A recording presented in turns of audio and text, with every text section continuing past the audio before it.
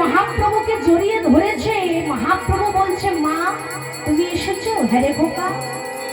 তুই তোকে দেখার জন্য সবাইকে আসতে বললি, হ্যাঁ রে বিষ্ণুপ্রিয়াকে কেন বারণ করলি? বলে, মা তুমি জানো না সন্ন্যাস ধর্মে নিয়ম আছে, স্ত্রী মুখ দর্শন করতে নেই। স্ত্রী মুখ দর্শন করলে সন্ন্যাস ধর্ম নষ্ট হয়। আহা, কত বড় ধৈর্য বলুন তো! সারা বিশ্ব ব্রহ্মাণ্ড যাকে দেখবার জন্য পাগল, সে কিন্তু ঘরের কাছেই আছে, কিন্তু তাকে দেখতে যেতে পারছে না মা বিষ্ণুপ্রিয়া। হয়তো সারা বিশ্ব ব্রহ্মাণ্ডের লোক যেতে পারছে, কত কষ্ট মুখে হয়।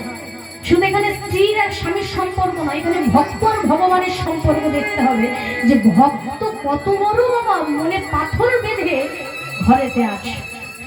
সচিমা একদিন যাই দুদিন যাই। সচিমা যখন 3 দিন ছিল অদ্বৈতের বাড়িতে, তখন কি করলো, মহাপ্রভুকে রন্ধন করে খাওয়ালো।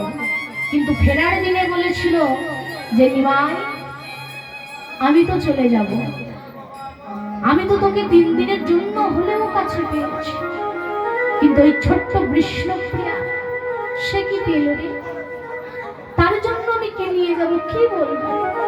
সেই দিন বিষ্ণুপ্রিয়ার কথা যখন সচিমা বলেছিল মহাপ্রভুর কাছে, মহাপ্রভু বলল, মা আমার কাছে এসো, আমার কাছে এসো, তোমার সঙ্গে আমার দুটো কথা আছে। কি কথা বাবা? এসো না, আমি তোমার কথা বলছি। মায়ের হাতটা ধরেছে আমার মহাপ্রভু, মায়ের হাতটা ধরে টানতে টানতে ঘরের মধ্যে নিয়ে গিয়েছে। নিয়ে গিয়ে মায়ের আঁচলের মধ্যে একটা গিট বেঁধে দিয়েছে মহাপ্রভু। গিটটা বেঁধে দিয়ে বলছে, মা এই গিটটা কিন্তু তুমি খুলে দেখবে না, তোমার আঁচলে আমি বেঁধে দিয়েছি, এই গিটটা খুলে দেখবে তোমার বৌমা, মানে আমার স্ত্রী বিষ্ণুপ্রিয়া। সচিমা কি করেছে, মা সেই গিট বেঁধে দিয়েছে তো মহাপ্রভু, গিটটা কি করেছে, বুকের মধ্যে করে নিয়েছে, নিয়ে আস্তে আস্তে বাড়ি এসেছে। ছোট্ট বিষ্ণুপ্রিয়া বসে আছে। যখন বিষ্ণুপ্রিয়া বসে আছে, বিষ্ণুপ্রিয়ার প্রিয় সখী কাঞ্চনা এদিকে এসে হাজির।